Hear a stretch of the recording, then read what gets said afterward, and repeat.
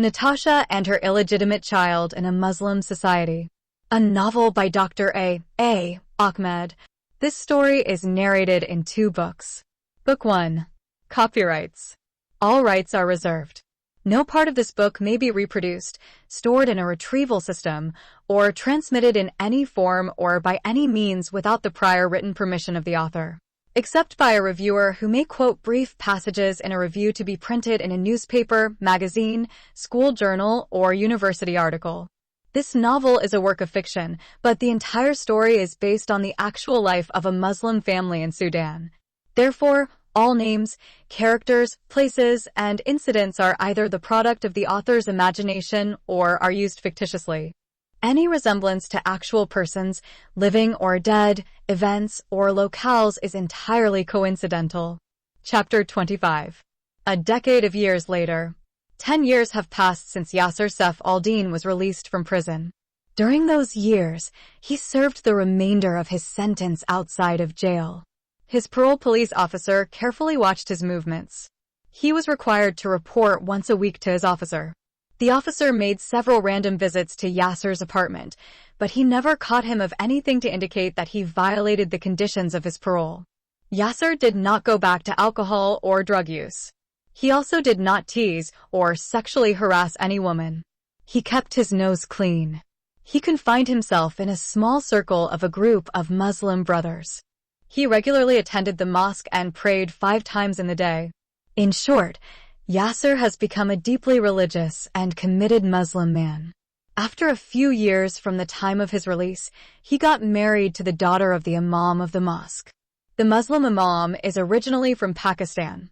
Although the girl is a university graduate, her father forced her to marry Yasser. The father found Yasser to be the most committed Muslim in his mosque. Yasser is the best reciter of the Quran. He has an exceptionally powerful and musical voice that moved the hearts of all his listeners and made them shed tears when they heard him reciting the verses of their sacred scripture. Therefore, the imam of the mosque favored him from all other devotees and gave him in marriage his highly educated and extremely beautiful daughter. The daughter has not known any man before she slept with her husband Yasser. When he consummated his marriage with his new bride and found out that she is a virgin, the happy Yasser went and kissed the hands and feet of his father-in-law. Besides being a highly educated and extremely beautiful, the Pakistani girl is having a highly paid government job. She became his wife number 4. Yasser hasn't divorced his Sudanese 2 Muslim wives Badriya and Duriya, but his 3rd Christian wife Maria had divorced him as soon as he fell in ignominy and went to jail. His 4th marriage to the underage girl Brittany Johnson was considered by the court as criminal in nature, and their marriage certificate had been counted the work of forgery. Even so, the new convert Yasser Saif al-Din has counted all his former 4 marriages null and wished to find another 3 beautiful wives to complete the sunnah of his prophet by marrying 4 women at the same time. Anyhow, after 18 years from the time Yasser Saif al-Dawla was found guilty by the criminal court of those serious sexual offenses, the Sudanese community in Calgary had gone through many tremendous social changes. Many Sudanese new immigrants arrived in Canada and joined the community. Some of those newcomers became outstanding leaders in the community. Among those leaders, 3 Sudanese became shining stars amongst immigrants in the city of Calgary. The first one is a Muslim leader, the second a Christian pastor, and the third one is a medical doctor. They are known as Sheikh Yasser Saif al-Din, Pastor Wahid Muhammad Ahmed, and Dr. Sami Shams al-Din. Of course, the Muslim leader is the one who received the light of Islam in jail and became a great reciter of the Quran in the biggest mosque in Calgary and married the daughter of the Pakistani imam. Pastor Wahid Muhammad Ahmed became the most loved and respected leader of the Sudanese church in the city of Calgary. When he arrived in the city, Pastor Wahid found the Christian Sudanese people were divided into 3 tribal churches: Dinka Church, Nur Church, and Shuluk Church. Pastor Wahid Muhammad Ahmed was able to reunite those rival churches in one strong Sudanese church. For that reason, he is loved and respected by the members of those former 3 tribal churches. Likewise, the members of the Arab Muslim Sudanese as well as the members of the African Christian Sudanese in the city of Calgary highly honored and valued Dr. Sami Shams al-Din for achieving a similar goal that Pastor Wahid has succeeded in achieving with those tribal churches. When Dr. Shams al-Din arrived in Calgary, the Sudanese immigrants were divided into the Arab Muslim Association and the African Christian Association. After a couple of years from his arrival, Dr. Shams al-Din succeeded in uniting those two Sudanese groups into one strong Sudanese association. He is the first person to be elected the president of the Combined Sudanese Association in Calgary. Dr. Shams al-Din was able to unite those two opposing groups because he is neither Muslim nor Christian. He is an atheist and secularist, but he respects the followers of both religions and treats them equally.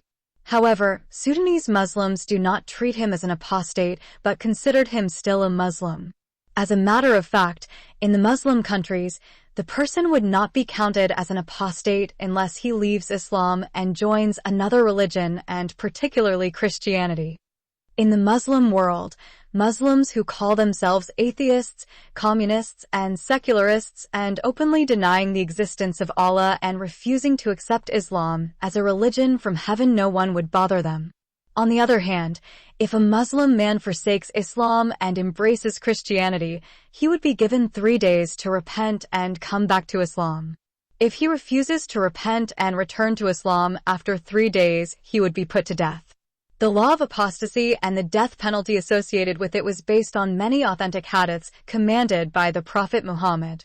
The Prophet Muhammad said, "Whoever changed his religion, kill him." Sahih al-Bukhari, hadith number 6922. Allah's apostle said, "The blood of a Muslim who confesses that none has the right to be worshipped but Allah alone, and that I am his apostle, cannot be shed except in 3 cases. In cases for murder, the married Muslim person who commits the act of adultery, and the one who reverts from Islam and leaves the Muslims." Sahih Muslim, Volume 9, Book 83, Hadith number 17. Whoever you see splitting away from the Islamic Jama'ah, Muslim community, you must kill him. Sunan al-Nasa'i, Hadith number 4025. The Quran also supports the commandment of the Prophet of Islam and prescribes the death penalty to heretics and apostates. But if they turn back, seize them and kill them wherever you find them. And do not take from them any ally and not any helper. Surah Al-Nisa 4, verse 89. Nevertheless, 5 Sudanese Muslim families refused to recognize the Combined Sudanese Association and formed their own group. As a matter of fact, those 5 families are part of a big Muslim immigrant group known as the Muhajirin. When Yasser Saif al-Din came out of jail, he joined that group and shortly he married the daughter of the Imam of the mosque. His marriage to the daughter of such a respected and highly honored religious leader elevated him to a high status among the Muhajirin group. After a couple of years, the Imam of the mosque ordained Yasser Saif al-Din a spiritual leader and gave him the honorable Islamic title of Sheikh. And after 7 years from the time of his release, Sheikh Yasser Saif al-Din became the leader of the Muslim Muhajirin group. His new position made him be well known and highly respected by Muslims in Calgary and all over Canada. Wherever he goes, Muslims crowd in front of him trying to kiss his hands and feet and be blessed by his spitting. In the Muslim world, the highly honored and loved religious leaders spit on the faces of their devotees with the belief that such spitting cures the sick and brings great blessings on the persons that spitted upon. The revered companions of the Prophet Muhammad used to wait eagerly for his bodily discharge whenever their prophet spat or urinated, believing to be blessed or healed by those discharges. The leader of the Sudanese Association, Dr. Shams al-Din, recognized Sheikh Yasser Saif al-Din, the highly respected religious leader of the Muslim Muhajirin. He knew that he is the same person who destroyed his family and caused the murder of his beloved Russian wife, Nadia, and behind the cruel execution of his precious daughter, Natasha. However, he hid that fact from everybody, including his 20-year-old granddaughter, Natasha. His granddaughter knew nothing about the past of her family. Her grandfather hid from her everything that happened to her mother and grandmother. He told her that her mother, father, and grandmother died in a car accident in Sudan. After that tragedy, he said to her he took her out of Sudan and immigrated to Ethiopia. They lived for 15 years in that country until finally, they immigrated to Canada. Natasha does not know that the leader of the Muhajirin, who is known by every immigrant in Calgary, is her own biological father. Sheikh Yasser Saif al-Din could not recognize Dr. Sami Shams al-Din. He also does not know that he has a daughter by the name of Natasha who is living with him in the same city. By then, Natasha had grown up into an exceptionally beautiful girl. She is 20 years old and in her second year at the University of Calgary. Pastor Wahid Muhammad Ahmed is also a phenomenally successful spiritual leader. He is pastoring 3 churches, the Combined Sudanese Church, an Arabic church, and an English-Canadian church. He is a very hardworking and dedicated man of God. Besides all those huge responsibilities, he is one of the directors of the Campus Crusade Group. He travels at least once in the month to various cities in the USA, Europe, Australia, and Canada and preaches the gospel and plant new churches. Wherever he went, he won new converts to Christ. His preaching of the gospel is focusing on Arab Muslims. Everywhere he traveled, he has targeted highly populated Muslims areas. Every year, he won many Muslims to Christ. Even in his city, Calgary, many Muslim Arabs left Islam and embraced Christianity through his preaching. He is conducting every now and then house-to-house outreach in Calgary City and Edmonton City. He also preached the good news of Jesus Christ in malls, public parks, and the University of Calgary and Alberta University. He had fruitful debates with intellectual individuals from Muslim, Hindu, and Buddhist backgrounds. This fact created so much enmity and hatred between him and other Sudanese Muslims and Arab Muslims. Therefore, the spiritual leader of the Muslims Muhajirin, Sheikh Yasser Saif al-Din, hates him with passion and despises him with bitterness. Everywhere Pastor Wahid Muhammad Ahmed went, he shared his testimony. According to his testimony, he was born and brought up as an Arab Muslim Sudanese. His parents belonged to one of the purest Arab tribes in Sudan known as the Jalia. When he was a Muslim, he was called Omar Muhammad Ahmed, but after his conversion from Islam to Christianity, he changed his name to Wahid Muhammad Ahmed. He used to be a member of the notorious Islamic terrorist group known as the Muslim Brotherhood. During his study at Khartoum University, he used to plan and carry out many terrorist attacks inside and outside the university. He used to beat Christian Sudanese and harass them. Sometimes, he used to engage in hot debate with them about the falsehood of their religion. However, it was through those debates he came to know that Christians were peaceful and loving people as compared to his violent and hateful Muslim brothers. No matter how many times he attacked them physically and ridiculed their faith, still the Christian students responded in love and forgiveness. Their loving and peaceful attitudes changed his story heart and compelled him to read their Bible with an open mind. Eventually, the love of Christ won his heart, and he converted to Christianity. On the day of his water baptism, he changed his name from Omar to Wahid. After his conversion to Christianity, his Muslim family had disowned him. He faced so much persecution from his family members and his ex-Muslim brothers. Still, he boldly confessed his conversion and shared the good news of Jesus with Muslims. Some of the Muslim brothers informed the police authority about him. As a consequence of that complaint, the Muslim convert Wahid was arrested, tried, and sentenced to be hanged to death because he refused to renounce his apostasy. However, the Lord Jesus worked a great miracle and saved him from his looming death.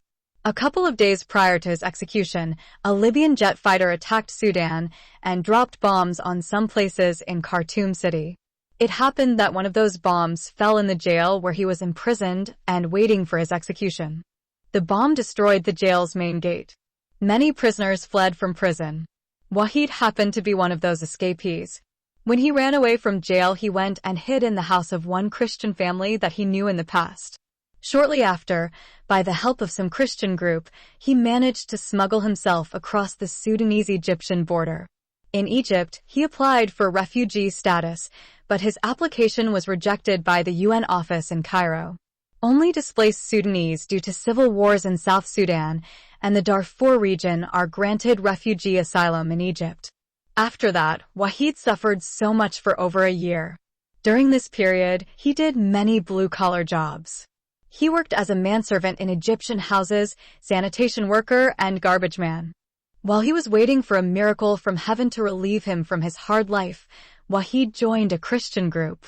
Through that Christian group, the Muslim apostate Wahid Muhammad Ahmed was able to get an admission in a Bible college in Calgary, Canada. Though he arrived in Canada with a student visa, his Bible college authority helped him to obtain a landed immigrant visa. 3 years passed since he arrived in Canada. He is studying theology at a Bible college. He is working as a director for Campus Crusade and leading those 3 churches in Calgary, and yet he is only 22 years old. Chapter 26. From Criminal to Saint. Nevertheless, among those 3 outstanding Sudanese leaders in Calgary City, Sheikh Yasser Saif al-Din became known among big circles of Muslims. He is highly honored and loved by many Muslims, especially the members of his Muhajirin group. His group is receiving financial support from many Muslim countries. It is one of the richest Muslim groups in Canada. Its membership is open for all Muslims in Calgary and Edmonton, no matter what their countries of origin. It is focusing on improving the social and spiritual conditions of Muslim immigrants and new converts. It is specialized in recruiting new members and converting non-Muslims to Islam. At those 2 goals, the Muhajirin became so successful after Sheikh Yasser Saif al-Din took over its leadership. Although those are the main goals of the group, nevertheless the group has hidden agendas. Only the most trusted top leaders are aware of those concealed goals. Sheikh Yasser Saif al-Din is living in a huge mansion and became filthy rich. The Canadian government recognized the great achievements of Sheikh Yasser Saif al-Din and bestowed upon him many awards for his social and spiritual contributions in the Canadian multicultural society. He is highly honored because he entered prison as a dangerous sexual offender and came out as a Muslim saint. His outstanding role in the leadership of that peaceful Islamic group led the police authority to waive away his criminal record and grant him permission to move freely in Canada and other Western countries. He traveled all over the globe. He became one of the most powerful Muslim speakers. He is well known for his remarkable testimony. As a matter of fact, Sheikh Saif al-Din turned his nasty past criminal record into a powerful testimony that moved the hearts of those who heard it. Whenever he traveled to a Muslim country, he shared that testimony. According to his testimony, he was condemned as a dangerous criminal and convicted as a child abuser because he just followed the blessed sunnah of the Prophet Muhammad, may the prayers and peace of Allah be upon him. His only crime was that he married a 14-year-old girl who was converted to Islam in his hands. Before her conversion, the girl was living in the streets and eating from what her body had earned as a hooker. Besides being a street girl and prostitute, she was alcoholic and drugs addict. She was born and brought up in an abusive home. She had no father, and her mother did not know who the father of her daughter was. So, she was born as a bastard child. Her mother was living with a man who was not her husband. This boyfriend of her mother often abused and beat her. He began to abuse her sexually when she was 10-year-old and raped her many times. When her mother landed in jail, her stepfather forced her to go to the streets and sell her body to bring money to him. When she could not tolerate any more the physical and sexual abuses of her stepfather, she ran away from home. She fled from Edmonton City and came to hide from her abusive stepfather in Calgary City. She was 13 years old when she began to live in the streets.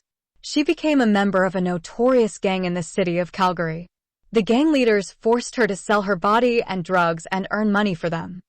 When she became 14-year-old, accidentally Sheikh Yasser Saif al-Din met her in one of the Sudanese houses. On that day, she was picked up from the street by a Sudanese boy. The boy wanted to commit adultery with her and pay her a few dollars and then throw her back in the street. It so happened on that evening, Sheikh Yasser Saif al-Din and other Muslim brothers and sisters were having a house-to-house outreach. Allah destined that they went to that house and met the homeless and street girl there. Then Sheikh Yasser Saif al-Din invited her to accept Islam, and he promised to provide her with decent accommodation and meet all her other needs. The girl responded to the invitation and accepted Islam on her own free will.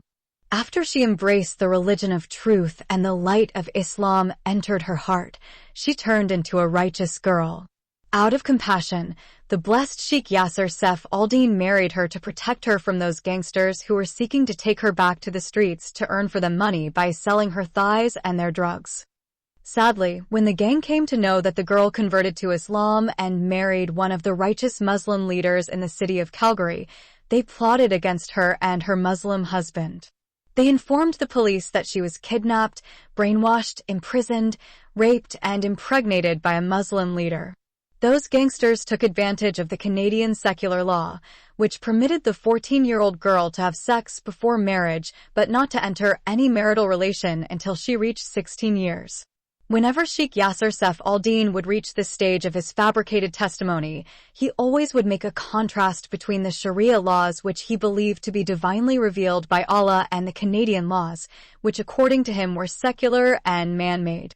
The Islamic Sharia law permits the Muslim man to marry the girl even if she is 9 years old. In that, the Sharia laws were based on the example of the Prophet Muhammad who married and slept with his beloved wife, Aisha, when she was 9 years old, and he was 54 years of age. By the analogy of the Prophet Muhammad and his beloved child bride, neither Sheikh Yasser nor his Muslim listeners could see a crime of kidnap and rape in the case of his halal marriage with the converted 14-year-old wife. According to that fabricated testimony, instead of rewarding him for saving the life of a street girl who was dying of alcohol and drug addiction, Sheikh Yasser Saif al-Din was arrested and thrown behind bars. Then, his lawful marriage with that street girl was interpreted by a Canadian criminal court as kidnap and rape. After the criminal court found him guilty of kidnapping and raping a minor girl, he was incarcerated for 15 years, but spent only 8 years in prison and released for his good conduct.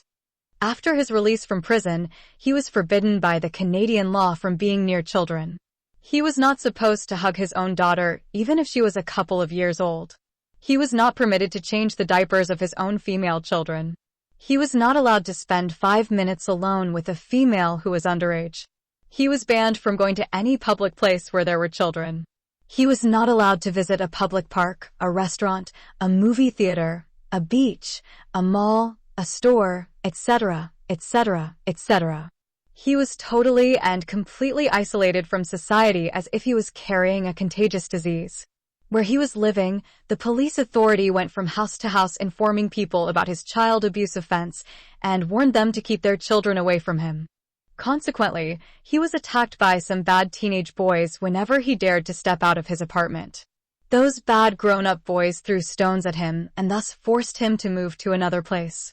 Many times, his landlords kicked him out when the police informed them about his so-called dangerous offense. Finally, the imam of the mosque had pity on him and allowed him to live inside the house of Allah. He used to clean the mosque and wash its washrooms. The mosque did not pay him wages for his work. He only found free shelter and free food. After a short time, he became a Quranic teacher and reciter.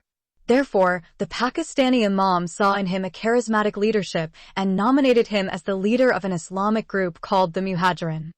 The same virtuous imam later had agreed to give the great Quranic reciter and leader of the Muhajirin in marriage the hand of his university graduate daughter. When he married her, did he find her a virgin? She was a highly educated Pakistani girl with a master's degree under her belt and having a highly paid government job.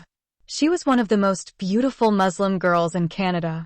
A few years later, the government of Canada issued a public apology to the greatest Muslim leader Yasser Saif al-Din and recognized him as one of the great religious leaders and social reformers. He received many awards from the public as well as the private sector. At this stage of his made-up testimony, Sheikh Yasser would pause for a while and asked his listeners, "Do you know what had happened to that poor girl who rescued from prostitution and addictions and converted her to Islam? And I had married her according to the Holy Quran and the blessed Sunnah of the Prophet Muhammad? She returned to her addiction and street life. She was forced by those gangsters to go again into prostitution, alcohol, and drug addictions. Finally, that poor girl died as a stray bitch in the streets. She died of a drug overdose." Before sending her back to the streets, the government authority forced her to abort the baby because they believed she conceived him through rape. What that innocent baby did to them that they decided his death before he saw the face of his mother and father. That is the way Sheikh Yasser Saif al-Din twisted his past evil criminal record and made of it a powerful Islamic testimony that moved the hearts of its listeners and made them pour hot tears whenever they heard him narrating it in crocodile tears. Chapter 27. The Smart Terrorist. Under that false religiosity and holiness, Sheikh Yasser Saif al-Din continues to be the same notorious womanizer and the female child abuser. Knowing that the country in which he is living would not allow him to satisfy his insatiable lust for women, Sheikh Yasser Saif al-Din came up with a tactic that enabled him to marry 4 women without being condemned by the Canadian law. He traveled to Egypt, married an Egyptian teenage girl, and kept her in her country, and every 3 or 4 months he visits her. The kind of marriage he did with that Egyptian girl is known in the Islamic Sharia as the Zawaj al-Masyar.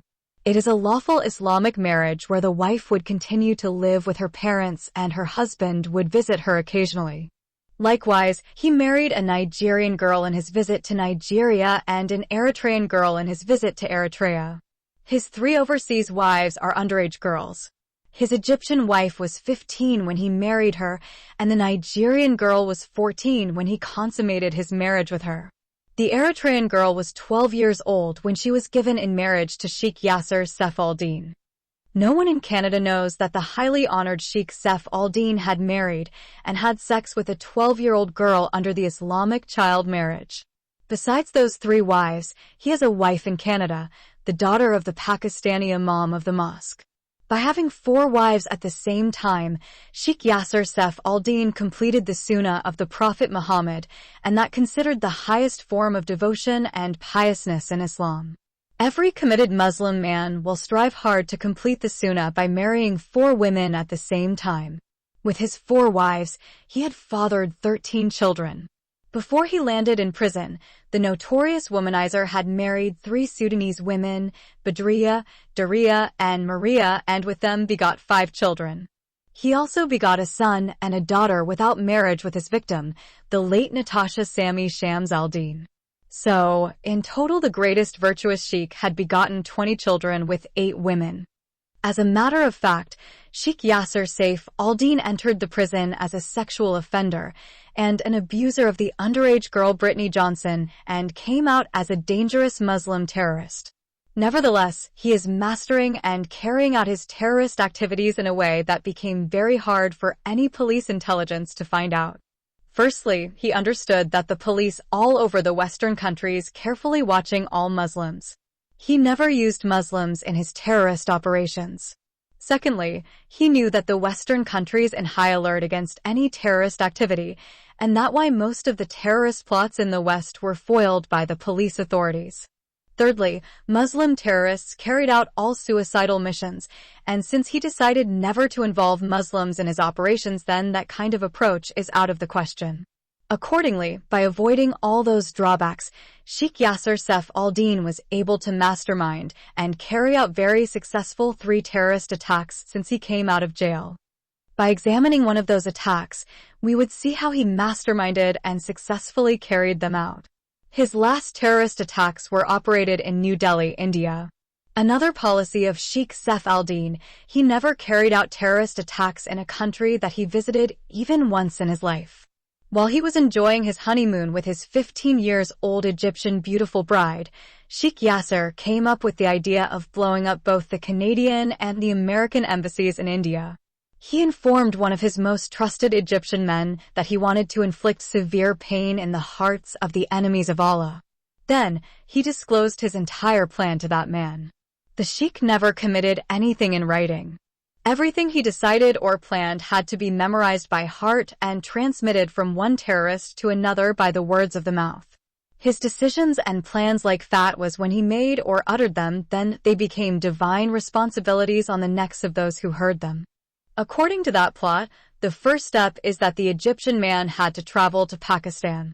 Then, he has to find some Pakistani religious leaders and convince them to participate in his deadly plan. The second step is to send some Islamic Pakistani mujahideen into India. Those mujahideen should find some Hindus to force them to smuggle the bombs inside the two embassies. This would be the most difficult and crucial step in the plan. The success and failure of the plot depended on this step. Sheikh Yasser Saif al-Din drew a flawless plan to ensure the success of this step. According to his plan, those Hindus should not be picked at random. They must be married men living with their wives and children. They should be offered $10,000 each along with life threats to them and their wives and children. If they refuse to accept the financial offers, they should be told that the Pakistani Islamic Mujahideen would slaughter them along with their Hindu wives and children. Sheikh Saif al-Din, or the Sword of Islam, knew that in each American embassy and Canadian embassy in the Third World, the main guards are highly trained American and Canadian soldiers. The most difficult task was to penetrate through those foreign guards.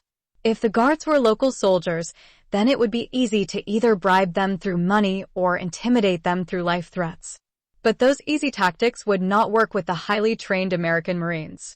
Also, the Sheikh knew that each person entering the embassy would be thoroughly checked out by the guards, including even the employees and workers. To pass those bombs through the checkpoints, Sheikh Yasser Saif al-Din proved his genius terrorist mentality. He decided that the Pakistani Mujahideen should pick up only those Hindu people who could not possibly be checked by the guards, even if they wanted to do so. The chosen Hindus have to be working in the electricity company that supplies power to the entire capital city of India. Following that genius plan, the Mujahideen found 5 electricity workers and offered them $10,000 along with those life threats. Out of fear for the lives of their wives and children, the Hindu workers accepted the offers. The planting the bombs inside the embassies should be carried out at the time the 5 workers are covering night shifts. The 5 workers have to create a power failure on the night prior to the operation. Then, 3 of them have to go to that area and pretend to be looking for the cause of that power outage. Electric power should be restored in each place except the areas where the 2 embassies are. 2 of them should be waiting for phone calls from the embassies. As soon as those calls are received, the 3 workers must be notified through cell phones and directed to go to the 2 embassies. When those workers arrived in the first embassy, the guards might do manual checks due to the power blackout. They will not be able to use their electronic devices to check the electricity workers. The guards might try to find out what was the religious affiliation of those workers. The 3 workers' names would reveal their religious backgrounds. Each Hindu worker should have a government-issued photo ID with him. Most likely, the guards would not bother to do painstaking checks when they see the identity cards of the Hindu workers. That is exactly what happened in both embassies. The guards used their flashlights and did routine checks on those 3 Hindu workers. In that way, the bombs had been successfully smuggled inside the 2 Western embassies and planted in many offices and passages. On the following day at 10:30 a.m., some of the Pakistani Mujahideen used remote controls and detonated those powerful bombs. Not a single person was able to escape that cowardly terrorist attacks in both embassies. All employees, workers, guards, visitors, visas applicants, and bystanders were buried alive under those massive buildings. When those bodies were dug out, they found them were shattered in many bits and pieces. Not a single body was found intact. It was considered a genius terrorist plot and a total failure in the part of the Indian police intelligence. Through those guards who covered the night shifts and returned to their residences in the early morning, the 5 Hindu workers were identified and arrested by the police. When the Delhi police applied to them their harsh third-degree torture, the 5 Hindu workers confessed their parts on the plot. However, the investigations did not go beyond those 5 Hindu workers. The police could not be able to make any further arrests. Despite that, the Delhi police blamed Pakistan's ISI, Inter-Services Intelligence, for the terrorist attacks on the American and the Canadian embassies. The whole investigation ended up by the following statement: "We have solved the American and the Canadian embassies bombings case," the police chief of New Delhi said during a televised news conference.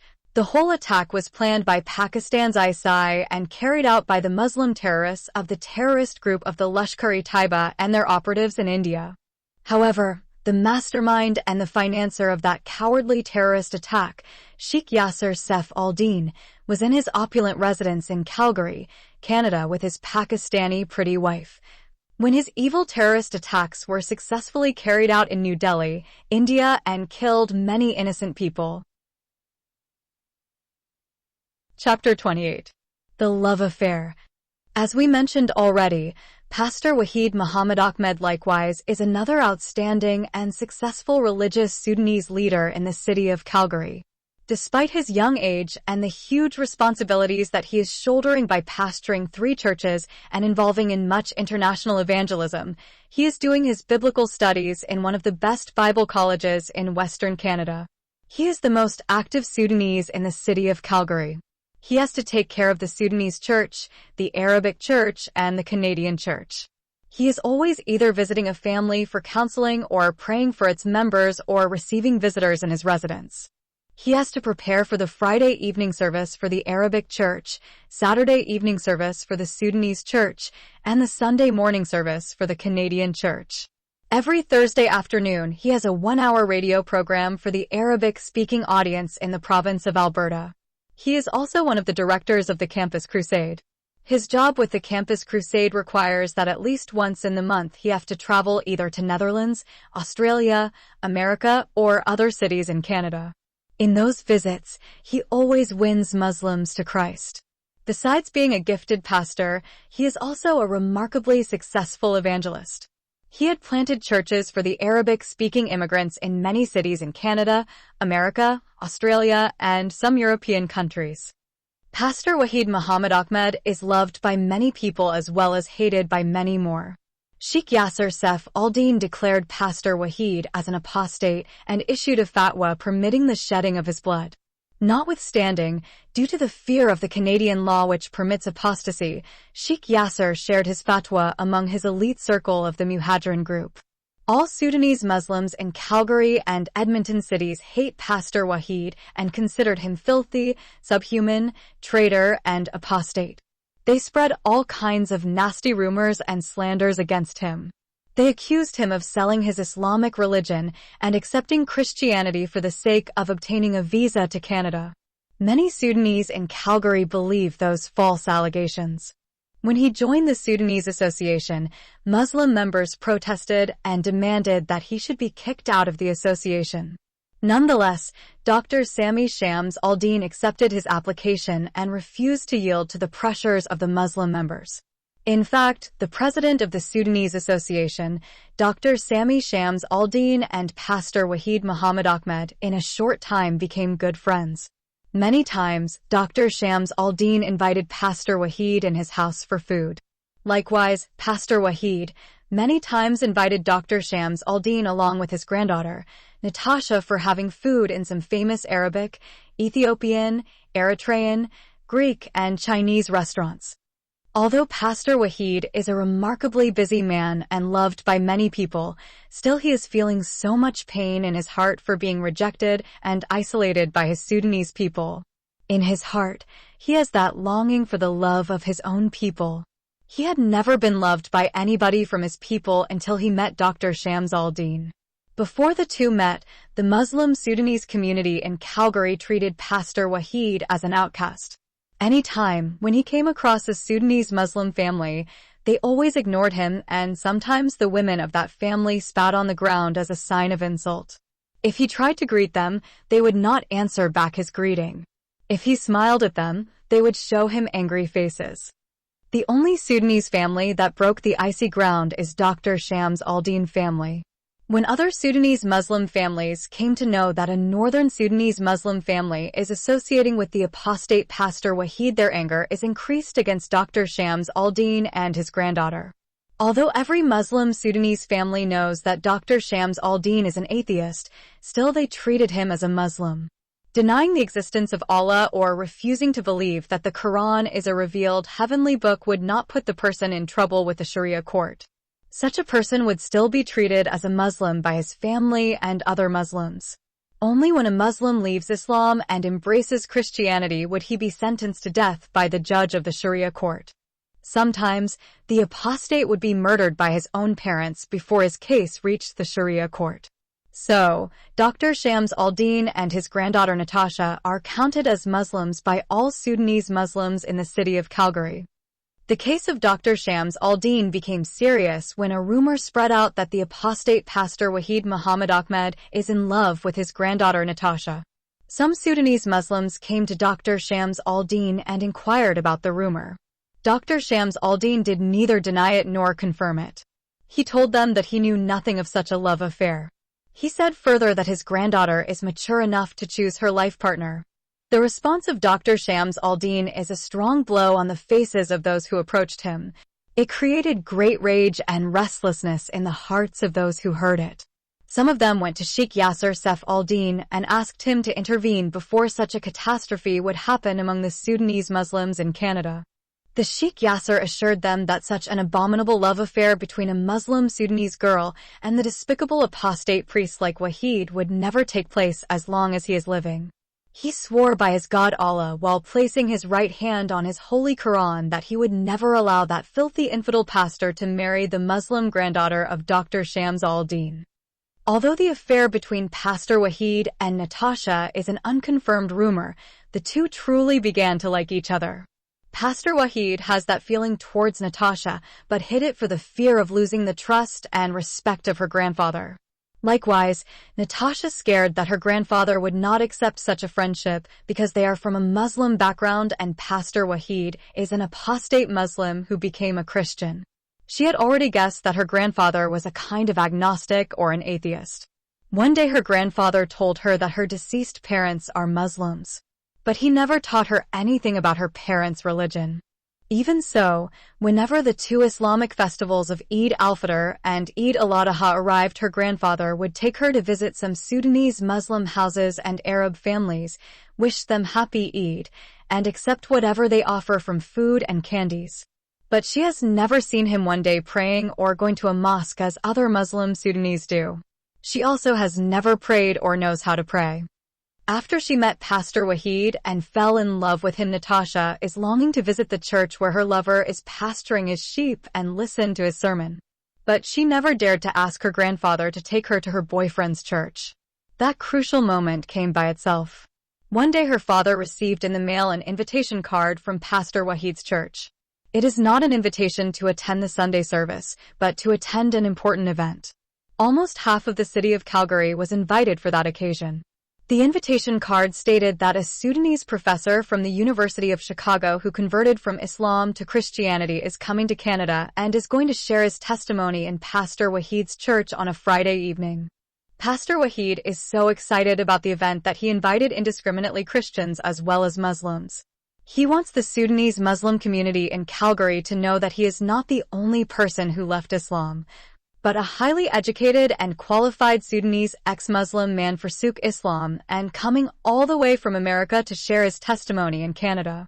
Natasha is extremely glad when her grandfather expressed his willingness to take her to Pastor Wahid's church, attend the occasion, and listen to what the university professor is going to say about the reason that led him to forsake Islam and accepted Christianity.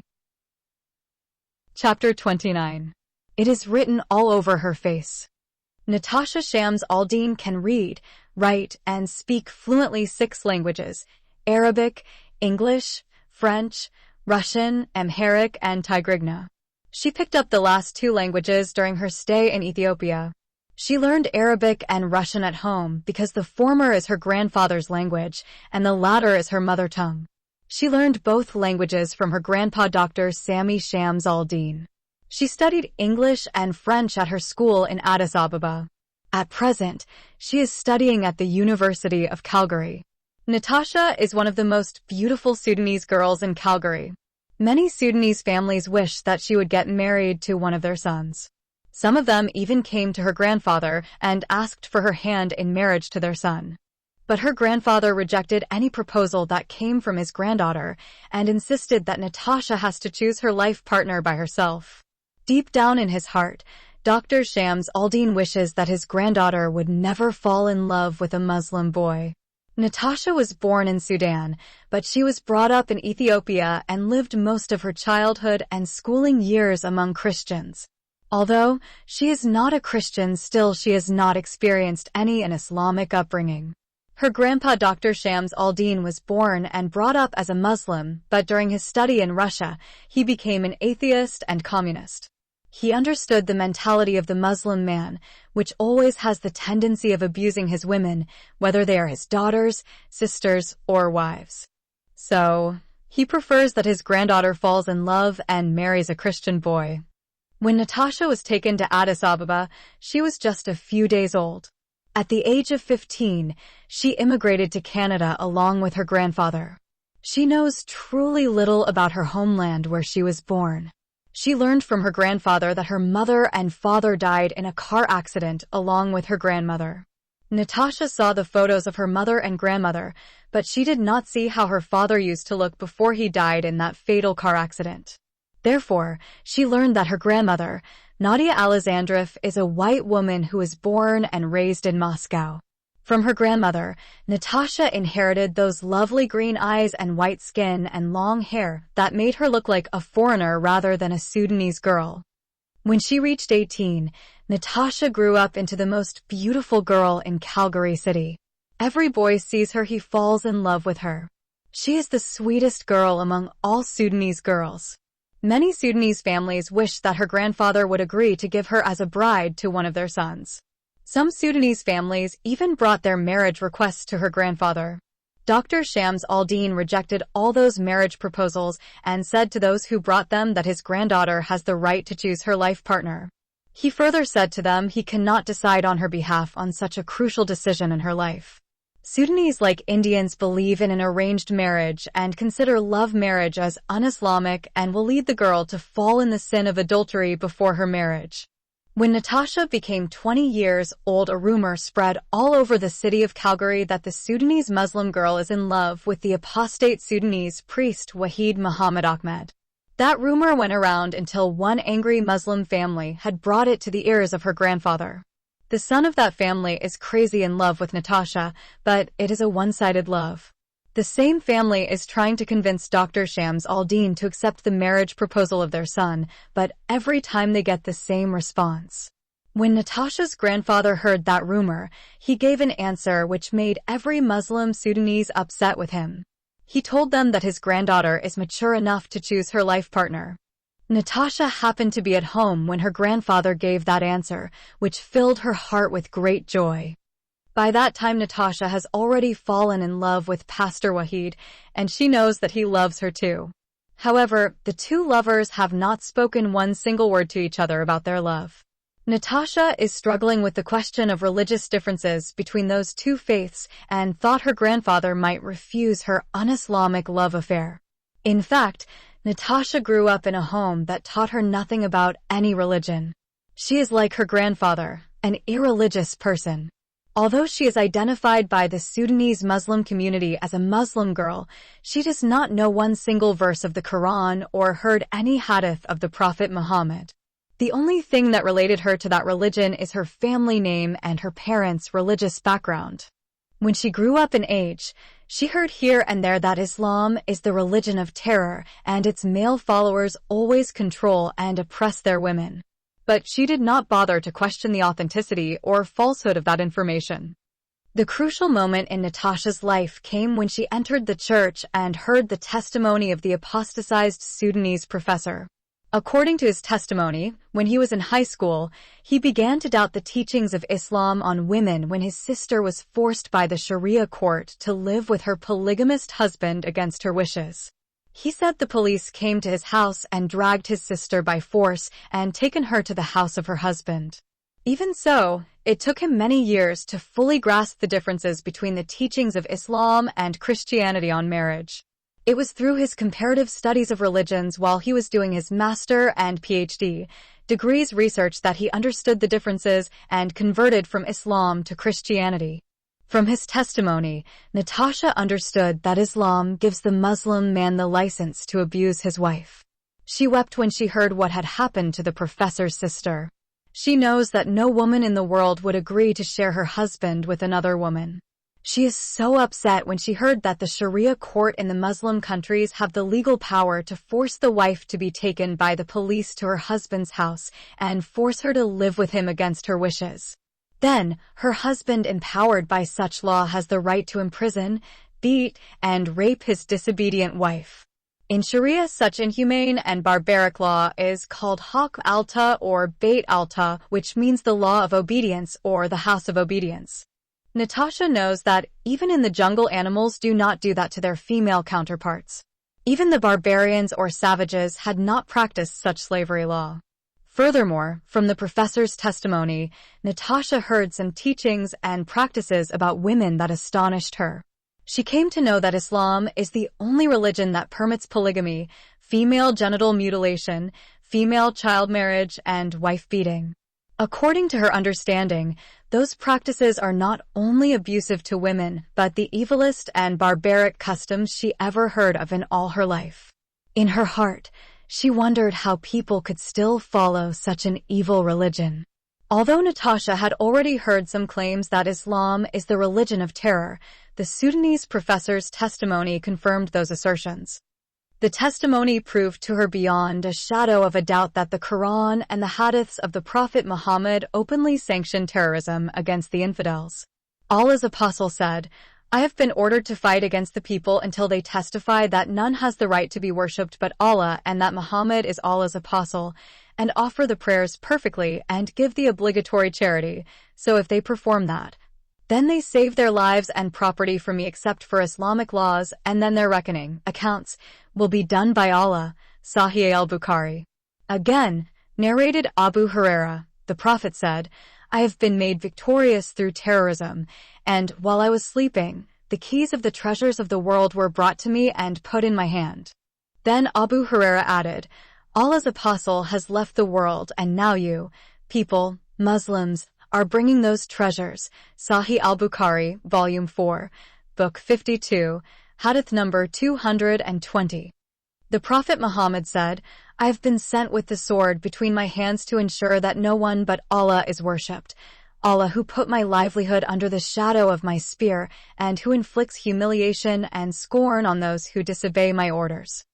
The Quran says, "But when the forbidden months are past, then kill the pagans wherever you find them, and seize them, beleaguer them, and lie in wait for them in every stratagem of war, but if they repent, and establish regular prayers and practice regular charity, then open the way for them, for Allah is often forgiving, most merciful." Quran, Surah Al-Tawbah 9, verse 5. This verse is called the verse of the sword, which orders Muslims to kill any non-Muslim who refuses to accept Islam. It also states, "Fight those who believe not in Allah nor the last day, nor hold that forbidden which hath been forbidden by Allah and his messenger, nor acknowledge the religion of truth, even if they are of the people of the book, Jews and Christians, until they pay the jizya with willing submission and feel themselves subdued." Quran, Surah Al-Tawbah 9, verse 29. Likewise, this verse orders Muslims to kill any Jew or Christian who refuses to accept Islam or pay the jizya to Muslim leaders. The Chicago University professor's testimony did not only convince Natasha about the evils of Islam, but it opened her mind and soul to the peaceful teachings of Jesus Christ. Her knowledge of Christianity was truly little before she listened to that Sudanese apostatized university professor. Accordingly, on that day she came to know the vast difference between the teachings of Jesus Christ and the Prophet Muhammad. She has become convinced that Jesus is the symbol of peace. He never took a sword, never ordered the killings of the infidels, and never forced anyone to accept him as the messenger of God. He taught his disciples to love their enemies and pray for those who persecute them. Gospel of Matthew 5, verse 44. He did not give his male followers the right to oppress, abuse, and treat their women as animals or lower than animals as Muhammad did. He was meek and gentle with men as well as with women. He did not rape a 9-year-old girl as Muhammad did to the child victim Aisha. He did not commit adultery with his maidservant as the Prophet of Islam did with Maria, the Coptic Christian. Jesus did not rape his captive woman on the same day he murdered her husband, father, and brother as Muhammad did to the Jewish girl Safiya bint Huyai ibn Akhtab. Christ did not take his daughter-in-law from his adopted son, Zayd ibn al-Harith, and slept with her as the selfish Muhammad did with Zainab bint Jahash. After hearing that life-changing testimony, Natasha for the first time in her life decided to pay attention to the question of religion. Before that day, she spent 20 years of her life as an irreligious girl. But after that testimony, she approached Pastor Wahid and requested him to give her a copy of the Bible. However, before he gave her a copy of the Bible, Pastor Wahid asked her to talk to her grandfather about it. When Natasha asked her grandfather in front of Pastor Wahid, Dr. Shams al-Din responded by saying that religion, like marriage, it must be a personal decision. So, through his answer, Natasha understood that her enlightened grandfather acquiesced to her request. Likewise, Pastor Wahid got the green light and handed over a copy of the Gideon Bible to his beloved girlfriend. When she began to read the Gospels of Jesus, Natasha felt her soul was like a dry land that had never been watered before until she heard the wonderful words of Christ. His words fell on her soul like the spring of fresh water that issued out of the fountain of life. She could feel his words like the dew on her soul and could smell them like the fragrance after the rain. She loved every sentence that Jesus uttered in his Gospels. She almost memorized by heart the entire Sermon on the Mountain. Dr. Shams al-Din noticed the quick changes that took over in the life of his beloved granddaughter. She is the only person left for him in his life. He loves her more than he loves himself. What makes her happy makes him extremely joyful. He could see that his granddaughter had begun to love life. Before that, she was a very materialistic and practical girl. Whatever decision she made before was based on the benefits that it might bring and the loss that it might incur. However, after she began to read the Bible, her attitudes towards life underwent dramatic changes that her grandfather can read them in every word she speaks and every action she takes. Before she has admitted that she became a Christian, he has seen her decision has been written all over her face, and when she has confessed it, he has gladly accepted it and encouraged her to go to her church and worship her Lord.